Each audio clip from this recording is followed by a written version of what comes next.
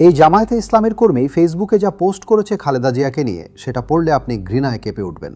সতর্ক করে দিচ্ছি, তার ভাষাটা পুরোপুরি জামায়াতি।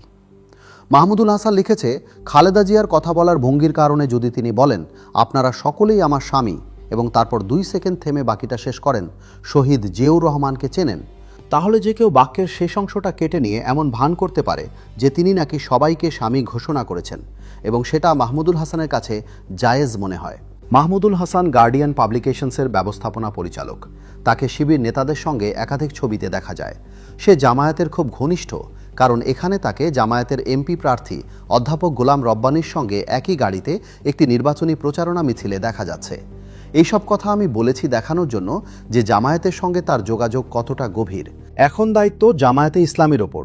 তারা কি এ ধরনের প্রকাশ্য নারীবিদ্বেষী ভাষা নিন্দা করবে, নাকি আগের মতো পুরস্কৃত করবে ফুলের মালা পরিয়ে? যার রাজনৈতিক ছায়া জামায়াত বারবার বেঁচে গেছে, সেই খালেদা জিয়াকেই এখন জামায়াতে ইসলামের কর্মী বাজেভাবে অপমান করছে।